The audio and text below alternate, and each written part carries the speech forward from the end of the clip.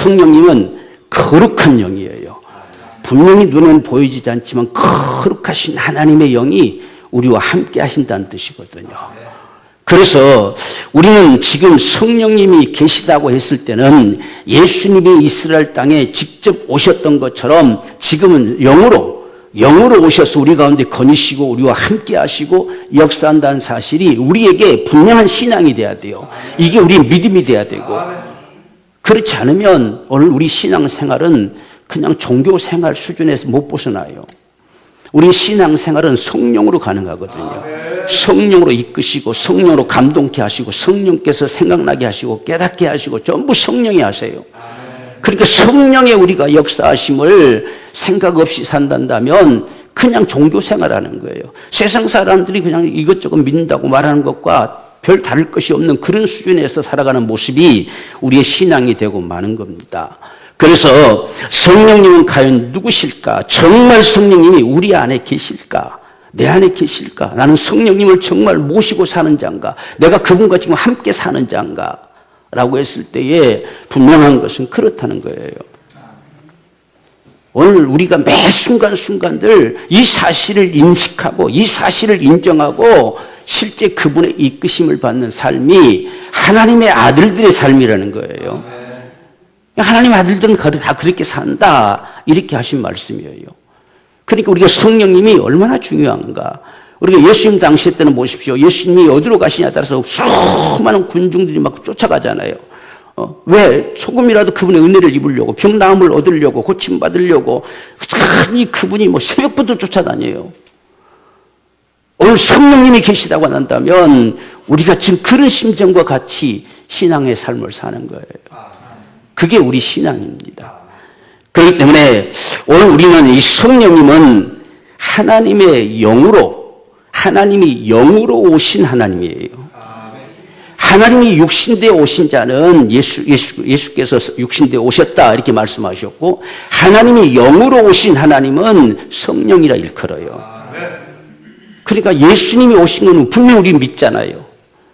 근데 성령이 눈에 보이지 않기 때문에 이게 실감나지 않는 거예요. 이거 잘 믿는다고 하는데도 잊어버리는, 금방 눈에 안 보이니까 잊어버리는 거예요. 근데 예수님이 세상에 직접 육신되어 오신 것처럼 이제는 하나님이 영으로 오셨어요. 눈에 보이지 않는 영으로, 육신이 아닌 영으로 오셨다는 거예요. 왜? 동일하게 모든 사람들에게 한꺼번에 역사하기 위해서. 그렇기 때문에 지금 우리가 성령께서 세상에 오셨다는 사실, 이것이 우리가 찬송 불렀잖아요. 이 기쁜 소식을, 우리 선조들은 이런 찬송 불렀어요.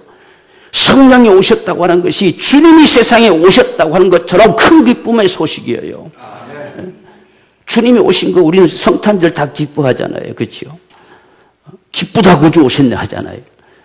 오늘날 우리는 성령이 오시면 우리 기쁨이 돼야 돼요. 그러니까 우리 선조들이 이런 찬양을 불렀던 거죠. 정말 성령이 오셨네, 성령이 오셨네. 이게 우리의 실질적인 신앙의 삶. 내게 성령님이 정말 오셨다는 사실 앞에서, 성령님이 내게 오셨구나 라고 할 수 있는 이런 우리의 신앙의 모습이 참으로 절실하게 필요한 것이죠. 오늘 우리는 이 성령께서 이같이 예수님이 육신되어 오신 것처럼 실제 성령님은 영으로 직접 오셨다는 거예요. 이 사실을 먼저 우리가 분명히 인식해야 돼요. 많은 사람들이 성령하면 어떤 능력, 어떤 파워, 이런 식으로 생각해요. 하나님의 어떤 능력, 어떤 은사, 이렇게만 생각하는 사람들이 많습니다. 그래서 성령하면 어떤 인격체보다는 그런 어떤 능력적인 부분들로 흔히 생각을 해요. 그래서 우리가 성령님이라고 제가 자꾸 강조하는 거죠. 성령님. 이 성령님 부르면 벌써 우리가 자세가 달라지잖아요. 마음 자세가 달라져요. 성령 이렇게 한 것보다 성령님 이렇게 할 때 벌써 마음 자세가 달라져요. 그래서 우리가 성령님 이렇게 우리가 인식할 수 있는 모습이 필요한데, 우리가 이 성령께서는요 분명히 오시면 우리와 함께 하시고 우리 속에 계시겠습니다. 오늘 분명히 우리에게 말씀하셨죠. 성령이 오시면 세상 사람들은 오지 않아요. 세상은 알지도 못해요. 근데 예수를 믿는 사람들 가운데 성령이 오십니다. 그렇기 때문에 오셔서 우리와 함께 우리와 함께 계시고 너희 속에 계시겠습니다 그랬어요. 그럼 이 사실이 실제 오늘 우리 속에 경험돼야 되잖아요. 실제 그분이 오셨는데, 하나님이 지금 영으로 오셨는데, 하나님이 지금 나와 함께 하시는데, 그분이 내 안에 계시는데, 이 사실이 오늘 우리 속에서 실제로 살아 역사되어지는 이 믿음 되기 원한다는 거예요. 그래야 우리 신앙생활이 정말 주를 깊이 아는 놀라운 은혜와 축복이 우리 안에 넘쳐날 수 있는 이러한 복을 누릴 수가 있습니다. 그래서 요한복음 10장 17절 보면 저는 진리의 영이다. 세상은 능히 저를 받지 못하나니 이는 저를 보지도 못하고 알지도 못함이라. 그러나 너희는 저를 아나니 저는 너희와 함께 거하심이요 또 너희 속에 계시겠습니다. 요한복음 10장 16절은 영원토록 너희와 함께 있을 것이다. 이렇게 말씀하셨습니다. 오늘 우리는 바로 이 성령께서 예수님이 친히 육신되어 임하신 것처럼 성령님은 영으로 오셨어요. 하나님이 육신되어 오신 자는 예수시고 하나님이 영으로 오신 분은 성령이시다는 겁니다. 예수님이 직접 세상에 나타나신 것처럼 성령도 직접 세상에 오셨어요. 이게 가장 먼저 우리 속에 분명한 믿음 되기 원해요. 내가 뭔가가 느껴졌다. 이게 아니라 그보다 더 먼저는 성령이 세상에 오셨다는 거예요. 하나님이 영으로 세상에 오셨어요. 육신되어 오셨던 분은 죽으시고 부활하심으로 하늘로 올려가셨고 이제는 하나님이 영으로 오셨다는 겁니다. 그 영으로 오심의 증거가 사도행전 2장 1절 4절 사이에 나타나는데 오순절날이 이미 이름에 정확한 날에 오셨어요. 오늘 우리가 살아가는 이 세상사 속에 분명한 날에 오셨다는 겁니다. 지금부터 한 2000년 전에 오셨다는 이야기죠. 바로 이스라엘 백성들이 오순절이라고 한 그 절기를 지키는 그 날에 오셨다는 거예요. 이 세상에 분명히 오셨어요. 그래서 저희가 다 한 곳에 모여 있더니 아무도 없는 사이 속에 나타난 것이 아니라 120명의 성도들, 예수님 부활하시고 올려가시고 10일 동안 이 120명의 성도들이 모여서 하나님 앞에 간구하고 기도할 때에 그 가운데 성령이 오셨습니다. 세상에 이미 오셨어요. 그 오심의 역사는 조용하게 임한 것이 아닙니다. 호련히 하늘로부터 급하고 강한 바람 같은 소리가 있어 저희 앉은 온 집에 가득하며, 이 온 집에 가득한다는 것은 무슨 말이냐면 지금 바람 같은 소리가 슉 들려졌는데 그냥 한번 어쩌다 듣고 끝나는 것이 아니라 계속해서 바람이 확 돌아가는 이런 모습처럼 가득 찼다는 거예요. 그러니까 예수님이 오심도 분명한 증거로 오셨죠. 확실한 모습으로 오셨잖아요. 성령이 오심도 확실한 증거로 오시는 거예요. 그분이 오셨는지 안 오셨는지 알아야 되잖아요. 예수님이 다시 오심도 분명하게 목격되게 오시는 거예요. 그러니까 전부 살짝 뭐가 왔다는 건 다 거짓이요. 우리가 그걸 분명하게 기억하기 원해요. 네? 아무도 알지 못한 자기 혼자 내가 나다, 내가 이렇게 왔다. 이건 전부 거짓들이지요. 하나님이 나타나시면 분명하게 보게 오십니다. 분명하게 목격하게 오시고. 그게 하나님의 임하심의 역사예요.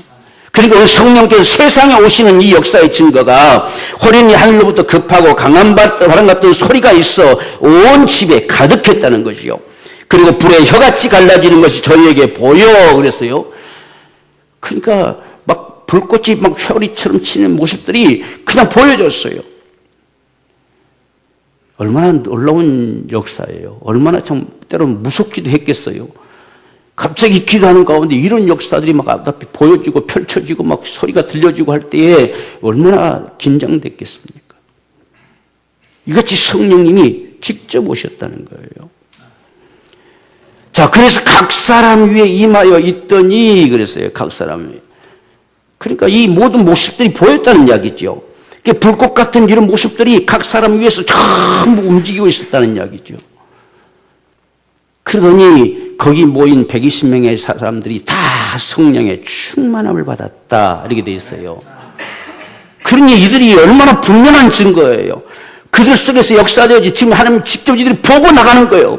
그 사실을 경험하고 지금 나가는 거예요. 그러니 얼마나 놀라운 사실이고 얼마나 그들의 입에 증거되는 소리가 힘있게 증거됐겠어요. 그분의 말씀대로 성령이 오셨다는 거예요. 그래서 내 입에서 나오는 이 소리는 성령께서 하시는 역사란 거예요. 이것이 나가서 증거되어져서 복음이 증거됐던 거지요. 이게 성령이 세상에 오신 모습이에요. 그러니까 얼마나 분명한가. 단지 우리 눈에 보이지 아니할 뿐이지 분명하게 인격을 가지시고 얼마든지 우리를 만나주시고 얼마든지 우리 가운데 역사하시고 얼마든지 우리에게 말씀하시는 분이 성령이세요. 이 사실들이 오늘 저와 여러분의 분명한 믿음 되기 원합니다. 그래서 성령님은 하나님이 영으로 오신 분이시다. 꼭 기억합시다. 하나님이 육신되어 오신 분은 예수시고 하나님이 영으로 오신 분은 성령이세요. 하나님이 영으로 직접 세상에 오셨어요. 그 성령이 오늘 우리 가운데 역사하는 거예요. 그 성령 우리 안에 거하시는 거예요. 이게 하나님의 역사인 것을 오늘 분명히 우리가 알기를 원합니다. 그런데 지금 하나님은 한 분이시라고 하는데 어떻게 하나님이 세 분인 것처럼 들려지느냐는 이야기예요. 이걸 어떻게 우리가 이해해야 될까? 어떻게 이 사실을 받아들여야 될까? 하나님이란 말을 많은 사람들이 오해하기 시작했어요. 하나님이 아버지다 이렇게 생각하고 있는 겁니다. 하나님이란 칭호는 그가 하나님이시냐 사람이냐 동물이냐 나무냐라고 구별되어진 그 존재적인 칭호가 하나님이란 칭호예요. 다시 말하면 신이시단 말이에요. 큰 신이시단 말이에요. 이렇게 일컫는 것이 하나님이라는 칭호입니다. 그러면 우리가 사람도 마찬가지잖아요. 아버지도 사람, 아들도 사람, 손주도 사람이잖아요. 분명히 다 사람이라고 일컬어요. 이렇게 칭해지는 모습과 같이 하나님이라고 칭하는 거예요. 그런데 이 하나님은 한 분이시다 그랬어요. 그러니까 분명히 이 하나님 안에는 아버지와 아들과 성령으로 역사되지만 각계 개별적으로 역사하지는 않습니다. 그래서 하나로 움직여요. 한 분으로 움직이시기 때문에 하나님은 한 분이시다 이렇게 칭한 거예요. 우리가 믿는 하나님은 아버지와 아들과 성령으로 존재하신 그분만이 하나님이세요. 다른 이는 그 안에 갖다 붙일 수가 없어요. 다른 이는 하나님은 나타날 수가 없어요. 아버지와 아들과 성령으로 하나 된 그분이 하나님이세요. 이게 우리가 믿는 하나님입니다. 만약에 하나님이란 칭호 속에 아버지와 아들만 있어도 하나님이 아닌 거고 아버지만 있어도 하나님이 아닌 것이고 아들만 있어도 하나님이 아니에요. 그건 성경은 태초로부터 창세전부터 아버지와 아들과 성령으로 계셨어요. 그분만이 하나님이십니다. 그래서 하나님을 한 분이라고 칭해요. 이 한 분이란 말 더 이해하기 위해서는 여러분 우리가 화면에 나무 그림 나오지요. 나무는 이 온통이 있잖아요. 온줄기가 있잖아요. 그리고 가지가 있고 잎이 있잖아요. 그래서 그럼 우리가 따로따로 지금 이 나무도 잎도 나무 잎이잖아요. 가지도 나무 가지잖아요. 줄기도 나무 줄기잖아요. 이걸 통칭하면 뭐라고 칭합니까? 이걸 나무들 하지 않잖아요. 나무 그러잖아요. 나무. 한 나무예요. 한 나무. 그런데 한 나무지만 떨어지면 죽는 거예요. 떨어져 역사할 수는 없어요. 한 나무기 때문에 하나로 역사하는 거예요. 그런데 각자의 역할이 다 달라요. 모든 수분을 끄집어 올려서 전달시키는 것은 온줄기가 하는 것이고 그 다음에 가지들은 다 뻗쳐져서 잎을 내기 위해서 모든 영양분을 공급하는 것이고 그 다음에 이 잎은 강합수 작용을 통해서 마침내 열매를 얻게 하는 거죠. 이런 모습은 각자가 움직이는 역사가 다른 거예요. 그런데 한 나무이잖아요. 이걸 색으로 하지 않잖아요. 나무가 색으로 이렇게 안 하잖아요. 그래서 하나님은 한 분이라는 거예요. 그러니까 이 하나님께서 육신되어 오셨다는 것은 아들로 계신 그분이 육신으로 나타나셨다는 얘기예요. 그 다음에 다시 하나님이 영으로 오셨다는 것은 하나님의 영이 성령으로 계셨던 그분이 세상에 나타나신 거예요. 그래서 이걸 다 하나님으로 칭하는 거예요. 성령도 하나님, 예수도 하나님, 아버지도 하나님. 근데 그것을 성경상에서는 아버지는 본질적으로 하나님이세요. 그 다음에 예수는 본체라 했잖아요. 본체. 하나님을 우리가 볼 수 있는 하나님, 세상 사람들에게 나타내 보여줄 수 있는 하나님은 예수예요. 그래서 본체, 하나님의 본체예요. 나를 본 자를 아버지 봤다 하잖아요. 하나님이 나타내실 수 있는 본체는 아들이세요. 성령님은 하나님의 본영이시고 본래 영이시고 그래서 우리 가운데 이렇게 역사하시는 거예요. 이걸 다시 우리 가운데 나타나시는 방법이 뭐냐면 구약에는 말씀으로 역사하셨어요. 말씀으로 나타났습니다. 계시는 아버지가 말씀으로 나타내셨어요. 이 말씀이 곧 하나님이셨어요. 그런데 신약에는 말씀이 육신되어 오셨어요. 그래서 이제는 말씀이 실제 그분이 우리에게 말씀하신 이 구원의 역사를 다 이루신 거예요. 이건 실제 피가 쏟아져야 하기 때문에 육신되어 오셔야만 해요. 그 몸뚱아리로 모든 징계를 받으시고 매를 맞아서 구속함을 이루어야 되기 때문에 육신되어 오셔야 되는 거예요. 이제 그분이 모든 것을 이루시고 하늘로 올리시고 난 다음에는 성령이 오시면 그가 나에 대해서 증거할 것이고 너희를 믿게 할 것이고 마침내 온 땅이 복음이 전파되어 구원하는 역사가 일어날 것이다. 이렇게 하신 거죠. 이게 하나님의 역사예요. 그래서 우리가 이 같은 사실들을 또 증거해 주는 것이 요한복음 17장 11절 보면 아버지의 이름이 뭐냐? 우리가 아버지 이름은 여호와 이렇게 흔히 알고 있잖아요. 그런데 여호와는 성경에 보면 하나님의 친구다는 거예요. 그렇게 아버지와 아들과 성령으로 계신 그 하나님을 뭐라고 일컬을 것이냐라고 했을 때 하나님, 그 하나님을 여호와라고 일컬는다고 해서 여호와 하나님 이렇게 하는 거예요. 근데 그 하나님이 누구시냐라고 일컬었을 때는 오늘 우리가 요한복음 10장 11절에 나는 세상에 더 있지 아니하오니 저희는 세상에 있사옵고 난 아버지께로 가옵나니 거룩하신 아버지여 내게 주신 아버지의 이름으로 그러세요. 내게 주신 아버지의 이름으로 저희를 보존하사 우리와 같이 저희도 하나 되게 하옵소서. 그러면 아들에게 주신 이름이 뭡니까? 예수지요. 이름을 예수라 하라 했잖아요. 이름을 예수라 하라 했어요. 그러면 아버지 이름은 누구였다는 뜻이에요? 예수라는 뜻입니다. 여호와란 말은 스스로 계신 자, 스스로 계신 그분만이 우리 하나님이라는 뜻이에요. 이게 여호와라는 뜻입니다. 그럼 그분은 과연 누구시냐 했을 때에 예수시다 그 말이에요. 그런데 우리가 요한복음 14장 26절에서는 다시 성령을 보내시는데 내 이름으로 보내실 성령 그랬어요. 그러니까 성령도 누구 이름으로 오시느냐? 예수 이름으로 오셔요. 그러면 아버지와 아들과 성령의 이름은 누굽니까? 예수란 뜻이에요. 그러니까 한 분입니다. 그럼 이 사실을 성경이 분명히 우리가 증거하죠. 마태복음 28장 19절에서는 아버지와 아들과 성령의 이름으로 침례를 주고 이렇게 했죠. 아버지와 아들과 성령의 이름으로 침례를 주라고 했는데 사도행전에서는 2장 38절 보면 베드로가 가로되 너희가 회개하여 각각 예수 그리스도의 이름으로 침례를 받고 죄 사함을 얻으라. 그리하면 성령을 선물로 받을 것이다. 그러니까 아버지와 아들과 성령의 이름으로 침례 주라 했는데 여기는 예수 이름으로 줬어요. 그러니까 아버지와 아들과 성령으로 존재하시는 그 하나님의 이름은 예수라는 뜻이에요.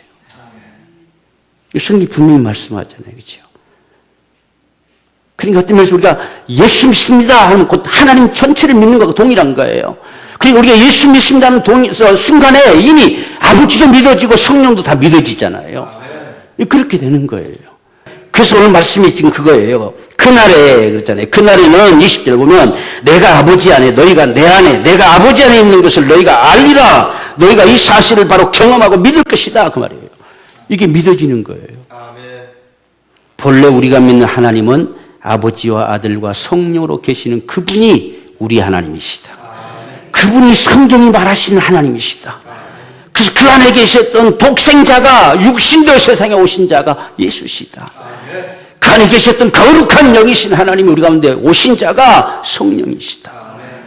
이렇게 우리가 분명하게 인식하면 아무 문제가 안 됩니다.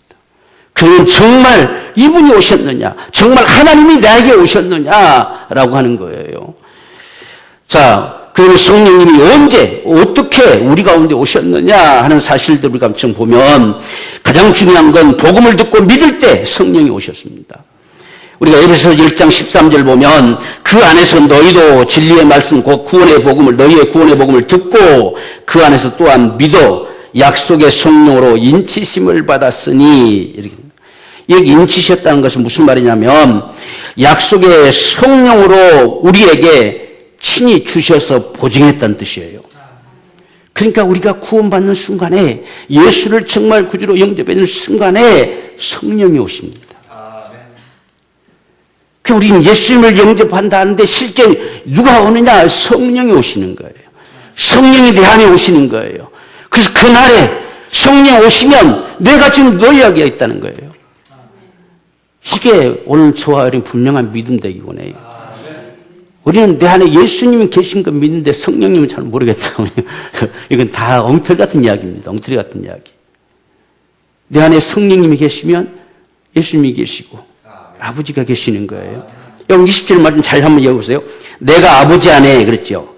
그날에 성령이 오시면 내가 아버지 안에 그랬습니다. 그 다음에는 너희가 내 안에. 이거 보세요. 지금 우리가 예수님 안에 담겨졌고 예수님이 아버지 안에 담겨졌어요.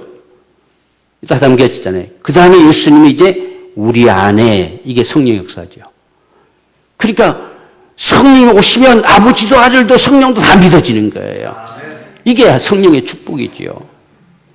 자, 그런데 우리가 분명히 복음을 듣고 믿을 때 약속의 성령으로 친히 우리 가운데 오셔서 보증하시는 거예요.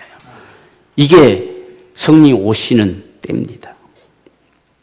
그래서 내 안에 성령님이 분명히 계심을 우리는 어떻게 알 수 있느냐라고 하는 사실은 우리가 고린도서 12장 3절 보면 성령으로 아니하고는 예수를 출시라 할 수 없어요. 예수님이 내 주님이신 걸 믿어지는 사람, 예수님이 내 주님이신 것이 시인된 사람은 성령이 그 안에 계세요. 아멘. 예수님이 주님이신 게 안 믿어지면 성령이 안 계시는 거예요. 예수님이 정말 나를 구원하신 주님이시구나. 정말 주님이신 게 믿어지면 성령이 그 안에 계세요. 아멘. 성령으로 하지 않고는 예수를 출시라 할 자가 없어요. 이것이 오늘 저와 여러분들의 분명 확신되기를 원합니다. 내가 예수를 주로 믿으면 성령님을 내 안에 계세요.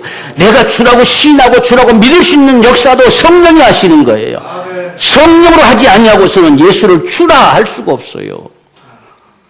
그러니까 예수를 우리가 주님을 하고 주님이라고 고백한다면 성령님은 지금 내 안에서 나로 하여금 예수를 주라고 믿게 하신 거예요.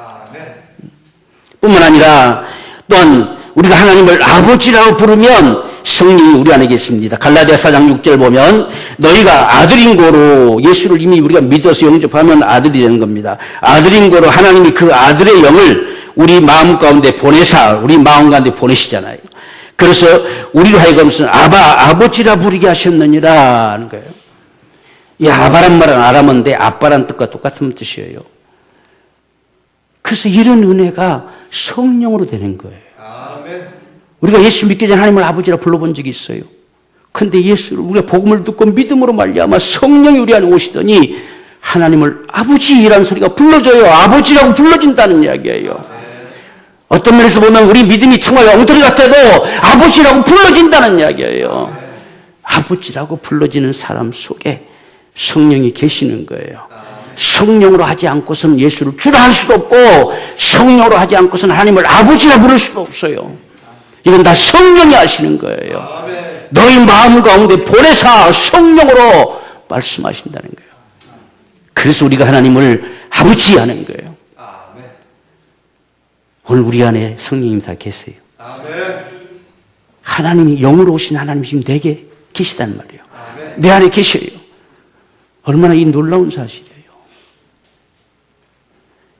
우리는 이 사실이 분명하게 우리 속에 확증되기를 원합니다. 그 다음에 성령 우리 안에 오시면 믿어지는 은혜를 주셔요. 여러분 보세요. 우리가 잘 몰라도 다 믿잖아요. 너무 믿음이 다 좋아서요. 다 믿어요. 그냥 믿어요. 뭐 무슨 말 물으면 잘 모르는데 그대로 믿어요 그러잖아요. 이 믿어지는 은혜를 주셔요. 우리 창세기 태초에 하나님이 천지를 창조하시니라 네가 봤냐? 우리가 안 믿을 때는 다 그랬잖아요. 네가 봤냐?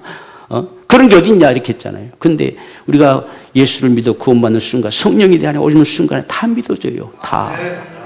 어떻게 처녀가 하더라도 아이를 낳을 수 있느냐? 그 뭔가 잘못된 것이지. 근데 우리는 믿어요. 그러니까 하나님이 오신 거지. 우리가 똑같은 방법으로 태어났으면 그건 하나님이 아니지. 하나님이시기에 성령으로 잉태되어 것이지. 우리는 이렇게 믿어지잖아요.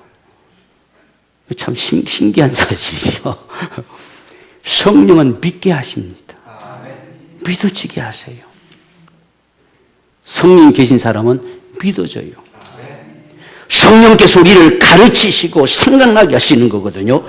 우리가 요한복음 15장 26절 보면 내가 아버지께로서 너희에게 보낼 보혜사 곧 아버지께로서 나오신 진리의 성령이 오실 때는 그가 나를 증거할 것이다. 예수를 믿게 되어지고 그를 더 깊이 알게 되어지고 정말 믿을 수 있는 이 믿음의 삶을 살아갈 수 있는 축복을 주십니다. 또한 우리가 갈라디아서 5장 5절을 보면 우리가 성령으로 믿음을 쫓아 의의 소망을 기다린다. 성령으로 말미암아 우리의 믿음을 갖는데 영원한 천국의 일까지 이것을 바라보는 믿음을 갖는다는 이야기예요. 그러니까 천국이 있는지 없는지 모르겠다 하는 사람은 아직 성령이 없어요. 나는 천국이 분명히 있음을 믿는다. 나는 오늘 죽고 난 천국 간다. 이 믿음을 가진 사람들은 성령이 그 안에 있는 거예요. 그러니까 얼마나 분명히 구별됩니까?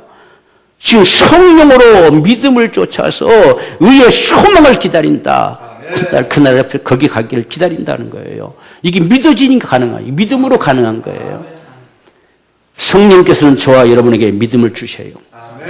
우리가 은사로만 흔히 생각하는데 고린도서 12장에서 보면 성령으로 믿음을 그랬잖아요. 성령으로 믿음을 주셔요. 그러니까 더 큰 믿음의 은총은 성령으로 은사와 같이 부어주는 거예요.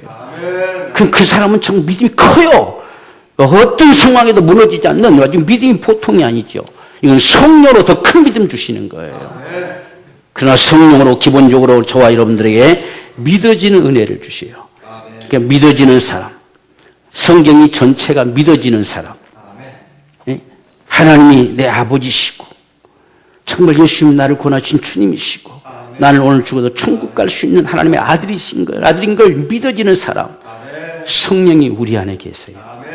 하나님이 친히 영으로 우리 안에 오셨습니다. 뿐만 아니라 저와 여러분들에게 은혜로 살아갈 수 있도록 우리를 도우십니다. 로마서 8장 26절 보면 이와 같이 성령도 우리 연약함을 도우시나니 우리가 마땅히 빌 바를 알지 못하나 오직 성령이 말할 수 없는 탄식으로 우리를 위해서 강구해 주십니다. 우리가 흔히들 다 돌아보면 은혜입니다 이런 말하지요. 누가 그 은혜로 살게 하셨겠어요? 성령께서 우리를 위해서 끊임없이 기도합니다. 그러기 때문에 우리가 은혜로 사는 거예요. 한 것도 없는데, 아무것도 한 것도 없는데 은혜로 살아가는 그저 주님의 은혜일 뿐이다.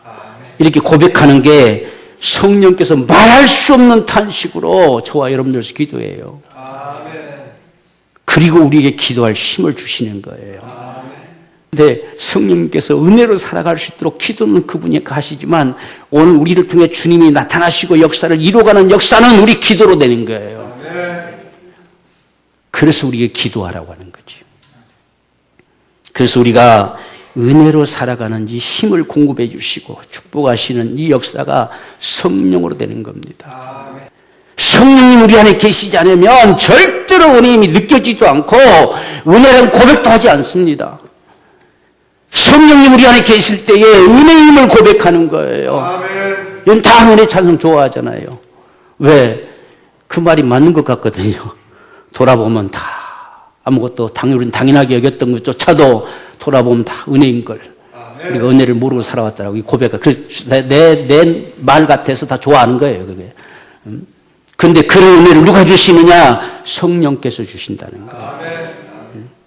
성령께서 우리 안에 계신 증거입니다, 증거.